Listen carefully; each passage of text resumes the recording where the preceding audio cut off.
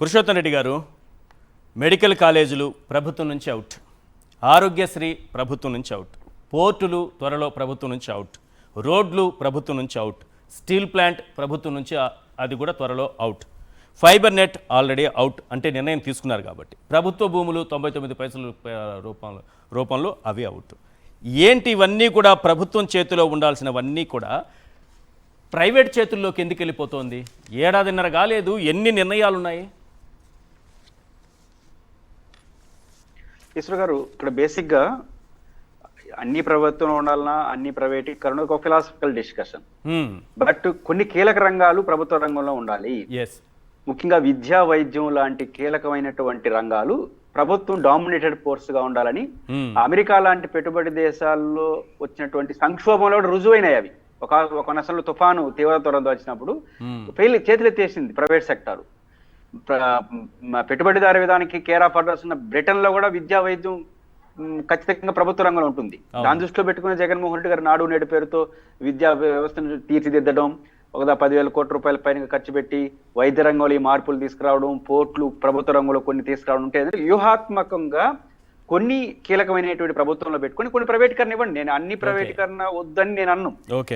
వాణిజ్య స్వభావం కలిగిన ప్రైవేటీకరణ ఇచ్చి ప్రజలకి రోజువారీ అవసరాలు, వైద్యం, ఈ వ్యాపార దృక్పథం కరెక్ట్ కాదు. ఇప్పుడు వాణిజ్యం అయితే వ్యాపారం, నీకింత నాకింత. కానీ వైద్యం, విద్య లాంటిది వాణిజ్యంతో పోల్చుకుని చదువుకోలేరు. మీకు గుర్తుంటే ఈశ్వర్ గారు, ఆరోగ్యశ్రీ అండ్ PGIMS వచ్చినప్పుడు సీనేంటి జైతీ ఘోష్ కమిషన్ ని రాజశేఖర రెడ్డి గారు నియమించారు ముఖ్యమంత్రి అయిన వెంటనే. అప్పుడు రైతుల ఆత్మహత్యలు ఎక్కువ జరుగుతున్న కాలం. ఆ జైతీ ఘోష్ కమిషన్ చెప్పింది ఏంటంటే, పర్టికులర్ గా ఆంధ్రప్రదేశ్ లో కార్పొరేట్ వైద్యం, కార్పొరేట్ విద్య వచ్చిన తర్వాత ఆత్మహత్యలు పెరుగుతున్నాయి.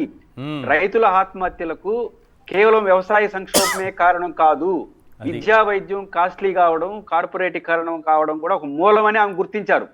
దానికి కొనసాగింపే రాజశేఖర రెడ్డి గారు ఫీజు రియంబర్స్మెంట్, ఆరోగ్యశ్రీ అంటే ఆ కష్టాన్ని తొలగించాలి ప్రజలకని.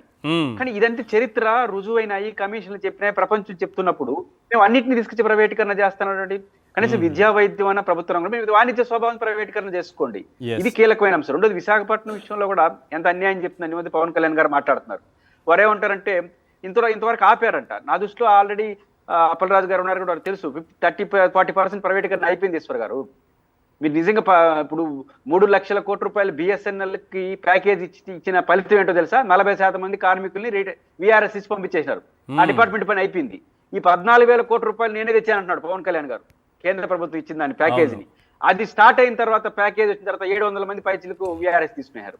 అంటే ప్యాకేజ్ వస్తే VRS తీసుకోవడం ఏంటి? VRS లో BSNL లో జరిగింది, ఇక్కడ విశాఖలో జరుగుతుంది. రెండోది, విశాఖ స్టీల్ ప్లాంట్ కి ఐరన్ ఓర్ ఉండదట, పక్కన ఉన్న మిట్టలకు ఐరన్ ఓర్ ఇస్తారట. ఎట్ట సాధ్యం? దీన్ని బట్టి క్లియర్ గా విశాఖపట్నాన్ని ముగించేస్తున్నారు ప్రభుత్వ రంగం నుంచి అని క్లియర్ గా అర్థం అవుతోంది.